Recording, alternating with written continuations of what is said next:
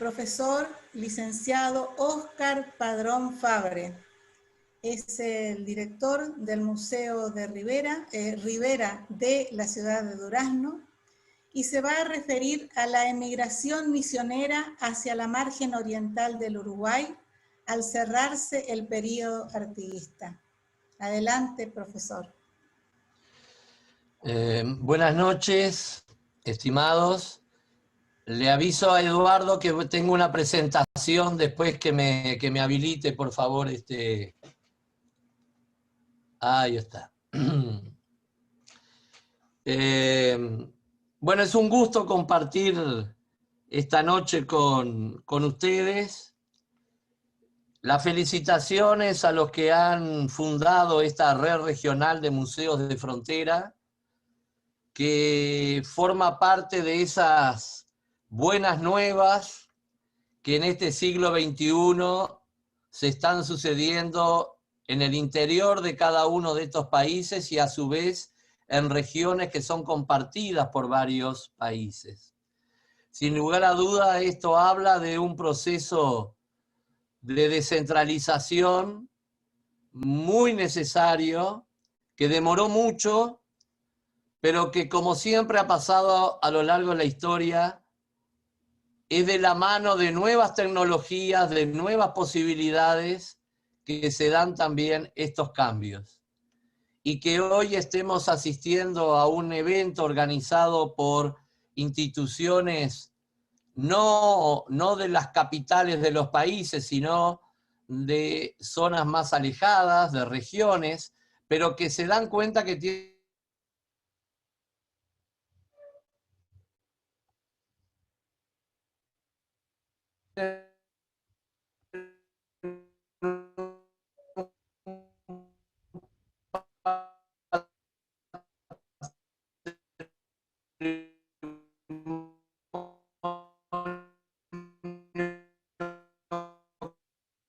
por impulsar esta acción de hoy, cuando se está cerrando el mes de septiembre, que se conmemora el bicentenario del retiro de Artigas ingresando al Paraguay, y cerrándose su década de líder militar y político que tanta gravitación tuvo en todo el Río de la Plata.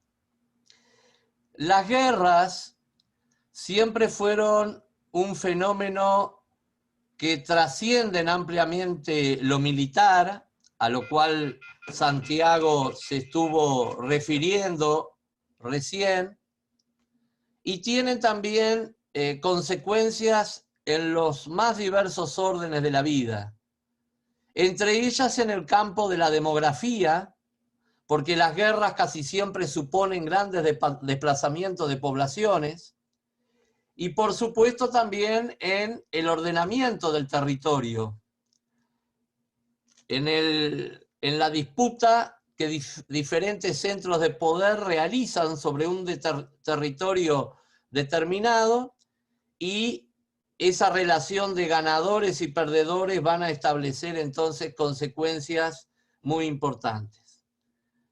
Estamos en el marco de esa poderosa invasión del Imperio de Portugal del año 16, que reseñó muy bien Santiago, y que culmina con la derrota del artiguismo en la banda oriental en enero del año 20. A partir de ese momento, toda esta región cambió. Vaya si cambió, por ejemplo, la zona de las misiones, especialmente las misiones que se encontraban entre los ríos Paraná y Uruguay, que fueron el escenario de guerras terribles, sobre todo a partir del año 1817, como reacción al primer intento de recuperación de las misiones orientales por Andresito en el año anterior. En ese año 17 se llevan adelante unos devastadores ataques sobre la mayor parte de esas 15 antiguas misiones que se encontraban entre el Uruguay y el Paraná, reitero. Sabemos también que aprovechando esa situación, Gaspar Rodríguez de Francia va a hacer lo propio con el departamento de Candelaria, llevando a la fuerza casi toda la población hacia la otra margen del río Paraná. O sea que prácticamente al cerrarse el período artiguista, ese territorio misionero mesopotámico entre esos dos grandes y hermosos ríos estaba devastado y comenzaba para la mayor parte de esas antiguas misiones un proceso de ruina, de abandono, de que los bosques fueran atrapando nuevamente las construcciones. Dentro de ese proceso de migraciones, que es el centro de mi ponencia esta noche, tenemos el establecimiento de algunas poblaciones importantes.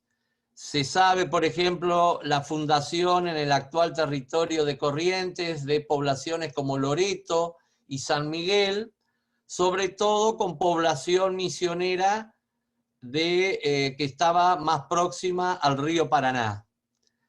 En el caso de los pueblos más meridionales del río Uruguay, como La Cruz, como Yapeyú, se van a formar centros como San Roquito y como Asunción del Cambaí, que tampoco van a tener una vida demasiado prolongada porque van a seguir estando en el epicentro de los enfrentamientos bélicos. ¿Se escucha bien?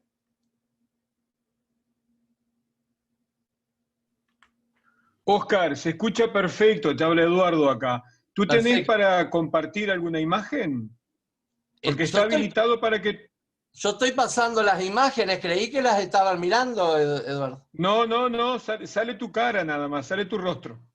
A ver, pará un poquito, ¿qué pasa?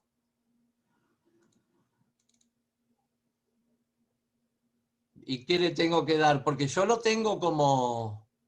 Dardo, ¿andás por ahí, Dardo? En el botón verde, padrón.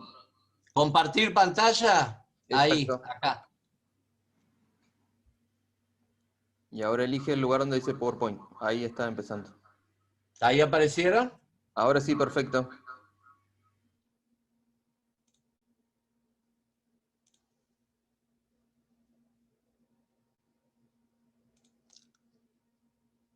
¿Ahora sí?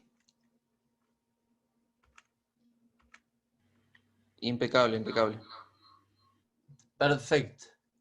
Las imágenes eran estas de presentación del cierre del periodo artiguista y lo que estaba diciendo del abandono de las poblaciones a partir de esos trágicos años que van del 17 al año 20. San Roquito, Asunción del Cambaí al sur, como decía recién, y el caso de Loreto y San Miguel, que han sido muy estudiadas por Alfredo Poenitz, entre otros investigadores, son algunos de los nuevos centros poblados con esa población misionera que se ve obligada a emigrar. Evidentemente que la derrota y al ser tomado prisionero Andresito y otros jefes, luego la muerte de Pantaleón Sotelo en Tacuarembó, al hecho al cual hizo referencia Santiago, fue haciendo que las jefaturas misioneras se fueran fraccionando cada vez más en pequeños grupos, no respondiendo a un gran jefe general. Francisco Xavier Cití, que es uno de los últimos de los que tenemos referencia, y que fue designado en Cambaí en marzo de 1820, ya no va a dominar a toda la población y comandantes misioneros ni a todos los cabildos, sino que va a tener control sobre una parte. Artigas se retira, entonces, pero el proceso continúa, sobre todo el proceso de movimiento de población. Y entonces tenemos en el año 1820 importantes movimientos migratorios de indígenas misioneros desde la margen occidental del río Uruguay hacia la margen oriental, lo que actualmente es el territorio de Uruguay y del sur de Río Grande del Sur.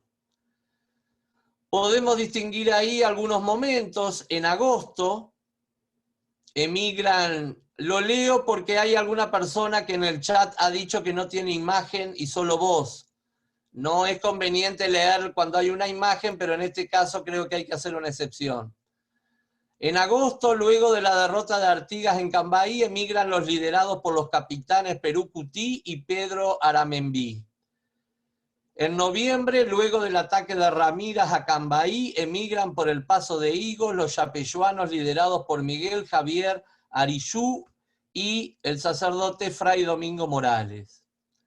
Y en diciembre, Francisco Xavier Cití, perseguido por Ramírez, cruza de Santo Tomé a San Borja con unos 1.300 misioneros. Pero hubo otras partidas, otros grupos más pequeños que hablan de esa fragmentación a la que yo hacía referencia.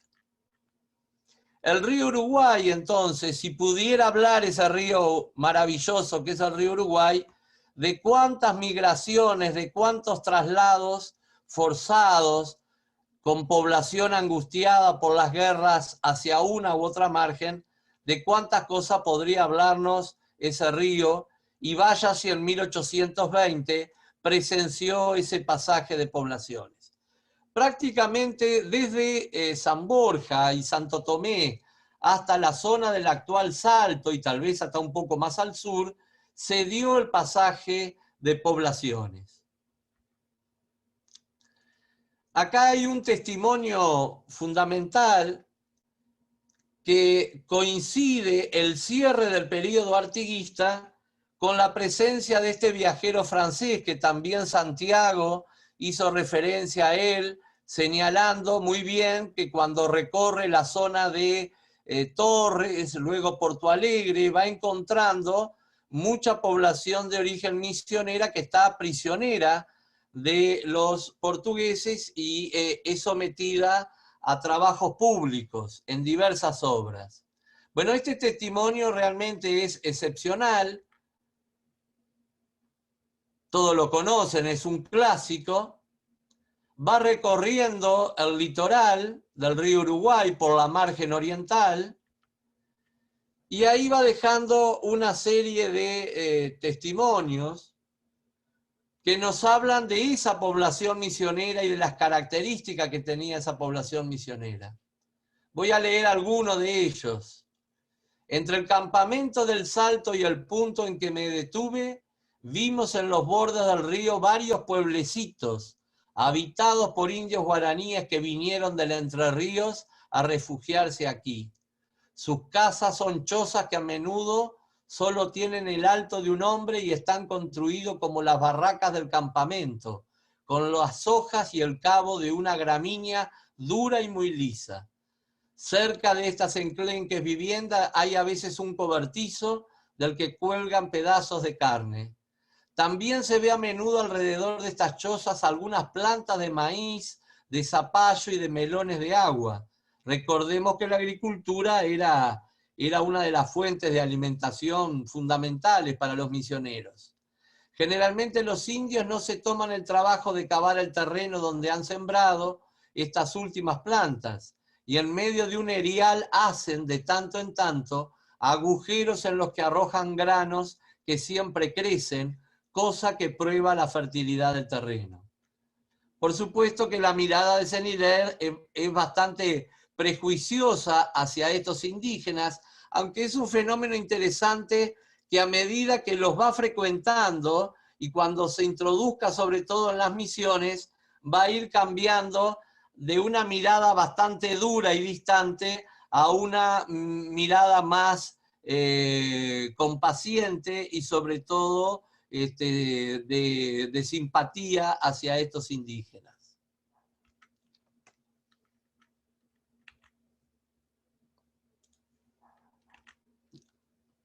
otro texto donde elogia, por supuesto, interesante en estos tiempos de tanta lucha de género, bienvenida, dice: todos los hombres y las mujeres que vi estaban sentados en el suelo. Los hombres no hacían nada, pero varias mujeres estaban ocupadas en coser. Algunos hasta muy bien vestidos para ser gente de campo. Los describe y dice al final: cada pequeño pueblito ha sido formado por varias familias que, reunidas con un jefe, han dejado el país para escapar de las humillaciones a que estaban sometidos y sobre todo al hambre, que para un indio constituye el mayor de los flagelos. Recordemos que esta población de la margen occidental, además de haber perdido a millares de hombres a lo largo de la guerra con los portugueses, después, cuando Artigas cruza hacia la margen occidental, van a participar decididamente, ya sea del lado de Artigas o del lado de Ramírez, y después que Artigas se retira, va a seguir el conflicto entre Ramírez y Francisco Xavier Cití por los yerbales y por otras razones. O sea que verdaderamente había un agobio tan grande que eso es lo que puede explicar cómo estas familias indígenas se van a refugiar bajo la protección de los portugueses, siendo que los portugueses ancestralmente habían sido sus grandes enemigos, porque los asociaban con los bandeirantes. Una descripción muy interesante es la que realiza del pueblito donde el líder era Domingo Manduré. Domingo Manduré, que era un líder de la zona del Salto Chico, entre Salto Chico y Mandisoví, no había emigrado en este año 20, había emigrado ya en el año 13, en otros conflictos que hubo, y se había establecido ahí y va a tener un papel muy importante en la zona. Uno de los registros interesantes que deja Seniler de esa población es que en uno de los galpones de un campo, de una propiedad que tenía Manduré, dice: observé con cierta admiración la fabricación de ponchos, vestigio sin duda de la industria que los jesuitas procuraron confiar a las Indias.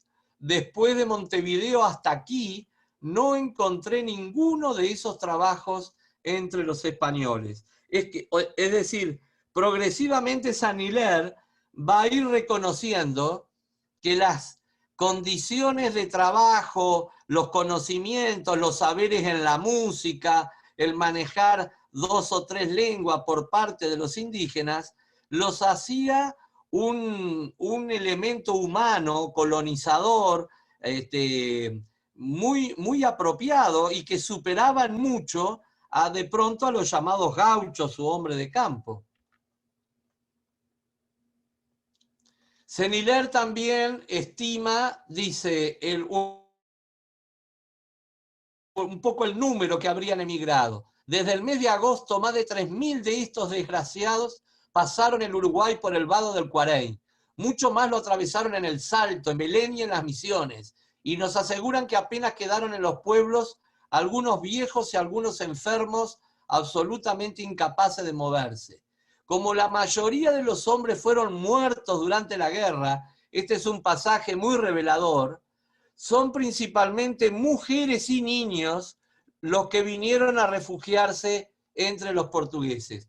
Este carácter de una migración mayoritariamente femenina es también un elemento fundamental que va a definir el rol que va a jugar buena parte de esta población, porque van a llegar a un territorio donde hay soldados portugueses o donde hay paisanos orientales o de otras provincias que no cuentan con compañeras, porque la mujer era un elemento escaso en la región campesina, sobre todo en las zonas más alejadas de los centros urbanos.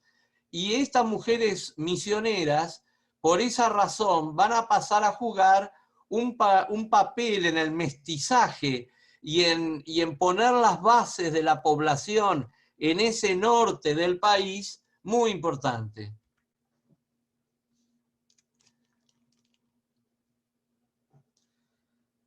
A pesar de todos los padecimientos, esa población indígena mantenía muchos de sus atributos culturales, como por ejemplo la música. Lo vamos a ver en otras citas.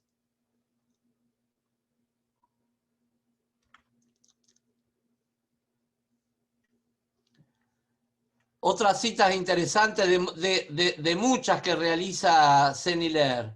Los indígenas se preocupaban por enseñar a sus hijos a rezar en lengua guaraní y diariamente tienen el cuidado de hacerlo recitar las preces. Y en otro lugar, ratificando esto que ha dicho, dice: al anochecer en un rancho se arrodilló delante de una lámpara que habían puesto en el suelo un niño guaraní, rezó su oración en alta voz y la terminó entonando un cántico en la lengua corriente. O sea, esa religiosidad guaraní va a ser otro atributo que van a mantener hasta finales del siglo XIX, lo hemos dicho en otra ponencia reciente respecto a la religiosidad y al idioma, que hasta finales del siglo XIX y principios del siglo XX se van a encontrar en el Uruguay testimonio de esta herencia cultural. También las imágenes en madera. El periodo de la Cisplatina es un periodo muy importante. Todavía me quedan unos 10 minutos, ¿puede ser por mi reloj?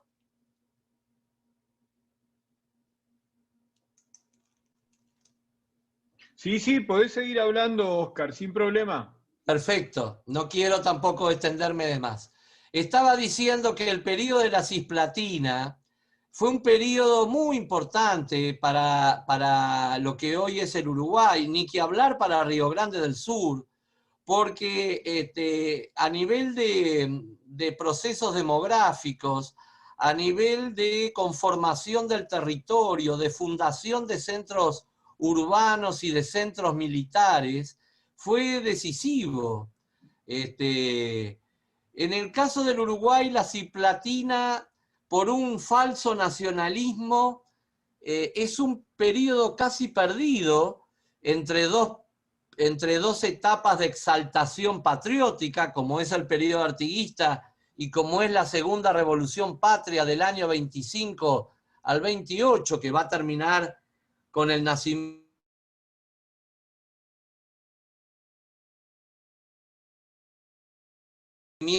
de la, que es una etapa de un dominio portugués y luego brasileño, es decir, son los extranjeros, son los que nos dominaron de manera violenta, y hay toda una carga de alguna manera denigratoria hacia ese periodo, hacia los que participaron en ese periodo, pero que nosotros, superando esos prejuicios de tipo nacionalista, debemos analizar con cuidado. Y precisamente en lo que tiene que ver con los procesos demográficos y con la fundación de poblaciones, voy a hacer referencia solamente a 3 ejemplos donde esa población misionera que emigró jugó un papel muy importante. Me voy a referir a las poblaciones de Salto, a los orígenes de Salto, a los orígenes de Tacuarembó, aunque no en el mismo lugar donde hoy está la ciudad de Tacuarembó, pero es un antecedente muy cercano, y a los orígenes de la actual Villa del Durazno. Fíjense que estamos ya al sur del Río Negro, incluso al sur del Río Xi, y esto nos habla de la gran dispersión que esta población misionera sufrió como consecuencia de la derrota militar que sufrieron en el periodo artiguista. Y acá hay 2 figuras fundamentales en este periodo de la Cisplatina. Carlos Federico Lecor, que va a tratar de evitar que haya un resurgimiento ya del artiguismo, tratando de asegurar militarmente toda la frontera del río Uruguay, y entonces esta población indígena, potencialmente aliada de nuevos intentos revolucionarios que pudieran venir desde la margen occidental, en general va a haber una política de, a buena parte de ella, retirarla de esa frontera del río Uruguay. Y otra figura muy importante va a ser la del coronel Fructuoso Rivera, porque en buena medida Rivera es en este periodo de la Cisplatina que va a consolidar su prestigio en varios aspectos en cuanto a su liderazgo en el medio rural. Se va a transformar en una especie de heredero de los atributos de Artigas en cuanto al dominio del medio rural, en cuanto a su cercanía a la población campesina, y va a jugar un papel fundamental en este manejo de la población, porque Lecor, las autoridades portuguesas, tenían muy en claro que el problema de la tierra era también un factor que podía alimentar sublevaciones y movimientos. De ahí que se organice toda una política de distribución de tierras en distintas zonas de la Cisplatina. Vamos a ver el caso de Salto.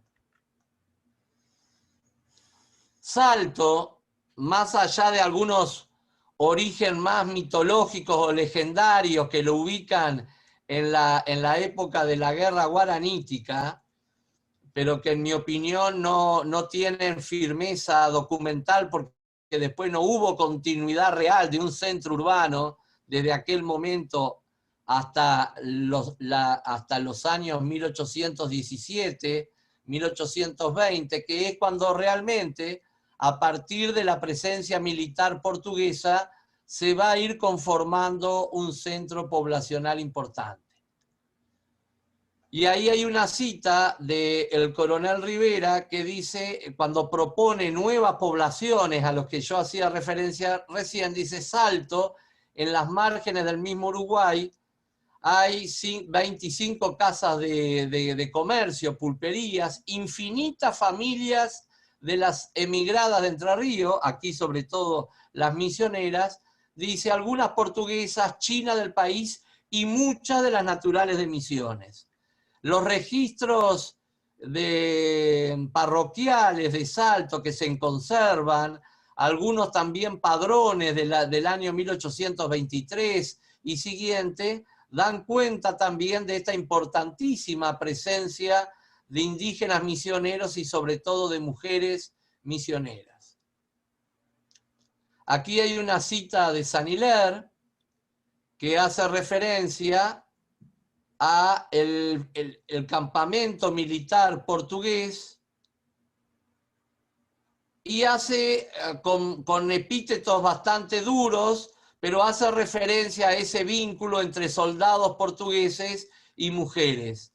Los hombres viven en la ociosidad, hablando de los guaraníes, mientras que sus mujeres y sus hijos se prostituyen a los soldados. Y después hace referencia al famoso tema de las enfermedades venéreas, que es un tema que siempre se lo asoció, muchas veces de manera injusta, a la presencia de chinas o de mujeres acompañando a los ejércitos. Es un tema largo que daría para otra ponencia. Una antigua vecina de Salto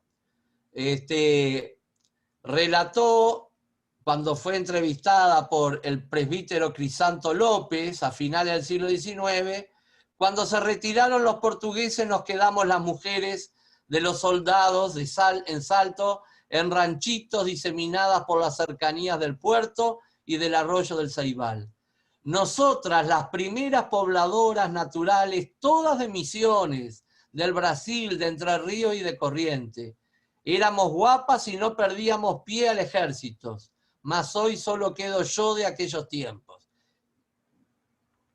Ahí habla entonces de esa importante presencia de mujeres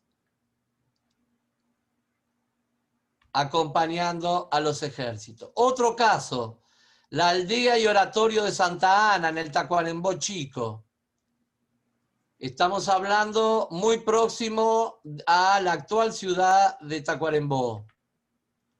Allí se conserva, en el obispado de Tacuarembó, un libro, seguramente muchos de los que me están escuchando ya lo conocen, un libro que acompañó a toda esa migración misionera. El libro se inicia en Yapeyú en febrero de 1817, cuando se inician los ataques de los portugueses, y va jalonando esa migración. Siguen los registros en Mandisoví, en Asunción del Miriñay, en San Francisco de Belén, ya en la margen oriental, y finalmente en Santa Ana del Tacuarembó Chico. Estamos también en el año 1822, que también, tanto en el caso de Salto como en el caso del Tacuarembó Chico y en el caso de Durazno, es un año donde ya comienza a aparecer una presencia misionera importante. Ahí se situó esta comunidad misionera. Uno de los líderes que tuvo fue a Fray Domingo Morales, que son figuras religiosas. Ahí hay unas reproducciones de partidas muy interesantes que acompañaron a estos indígenas en ese triste peregrinar. Queda una imagen muy importante en el obispado de Salto que no podemos precisar, por lo menos yo no lo puedo precisar hasta ahora, si pertenece a este momento de la migración misionera o al otro momento de cuando Rivera regresa de la campaña de las misiones en 1828-29, y también se va a establecer población misionera en Tacuarembó. Un recuerdo para el profesor Omar Ernesto Mickelson, que estuvo estudiando este tema de la presencia misionera en Tacuarembó. Y para finalizar, la presencia de misioneros en la Villa San Pedro del Durazno. Como decía, bastante más al sur. Esa población se la estableció muy cerca de hoy pertenece a la ciudad de Durazno. Ahí pueden apreciar que se habla de dos pequeños arroyos, Sancho Grande y Sancho Chico. Es un error del que copió el mapa en su momento. En realidad son el Sandú Grande y el Sandú Chico. Los indígenas fueron llevados alrededor del año 1823-24 por Fructuoso Rivera, que fue el fundador de la Villa del Durazno, y la documentación del litigio por las tierras de Durazno da información precisamente de esa llegada de indígenas, y una cita que dice que además de la población de San Pedro del Durazno, muy cerca de la villa, se ha establecido otro pueblo, sección, que parece ocupan varios indios. En esos años llega la misión Musi a Montevideo, y los distintos integrantes de la misión Musi, que dejaron unas crónicas muy importantes que son conocidas, el padre Furlon dio cuenta de algunas de ellas, pero hay otras también, hablan de cómo estos indígenas de Durazno conservaban muchos de los atributos culturales brindados por los jesuitas, sobre todo en materia religiosa, sobre todo el canto, la música, acompañando a las misas. Otro de los testimonios de la misión Musi, el de Mastay Ferretti, que luego fue el Papa Pío IX, refiriéndose a estos indígenas en Durazno, dice que ellos procuran conservar sus costumbres y prácticas piadosas enseñadas a ellos por los jesuitas, que las mujeres todas vestidas de blanco se colocan en fila por la mañana temprano fuera de la puerta de la iglesia. Bueno, no me quiero extender, pero son varias las citas. Y un dato interesante que habla también de otra característica de esta población misionera en la diáspora. Este es un testimonio del propio Juan Musi. Cuando no han podido conseguir un capellán o un sacerdote, entonces el cacique dice la misa seca, es decir, sin consagrar, pero con canto. Este testimonio de que a falta de sacerdotes las comunidades misioneras seguían manteniendo el culto y que era un anciano o una anciana quien llevaba la dirección de los oficios, es un testimonio que se repite en casi todo el Río de la Plata durante muchas décadas sucesivas. Ahí tienen alguna información de tipo cuantitativo que da cuenta del importante aporte indígena en los orígenes de Durazno, revisando los libros de bautismo. El destino de muchos de estos misioneros o mayoritariamente fue entrar a servir en el ejército portugués, luego en el ejército de la revolución del año 25. Quedan testimonios posteriores de los indígenas de la zona de Sandú que seguían tocando en la iglesia, que seguían participando de las festividades religiosas. Acá lo que estaba diciendo recién, la participación de los misioneros en las fuerzas militares, que fue una constante. Y para terminar, aquí en una lista de revista del Regimiento de Dragones de la Unión del año 1825, aparece la figura de Perú Cutí o Pedro Cutí, aquel capitán misionero que dijimos había emigrado en agosto de 1820, después de la derrota de Artigas en Cambaí. Y Pedro Cutí, este capitán Pedro Cutí, junto con otros misioneros, los encontramos, por ejemplo, en los documentos de empadronamiento del departamento de Durazno en la década de 1830, o sea que habían recibido tierras y habían pasado a ser vecinos. Y los museos, felizmente, por eso la importancia de los museos regionales y que los museos sean centro de investigación, los museos tienen que tener una actitud proactiva de búsqueda de los testimonios materiales de estos inmigrantes olvidados que son los indios de las misiones. Y cierro con esta imagen de un descendiente de indígenas misioneros que en determinado momento entregó al Museo Casa de Rivera de la ciudad de Durazno una talla de origen misionero que había conservado la familia durante más de un siglo y medio, pero que consideró que era llegado el momento que pasara a un museo para que todos pudieran conocer esa historia. Sin lugar a dudas, los museos del interior de nuestros países tienen una enorme tarea en ese sentido. Muchas gracias a todos.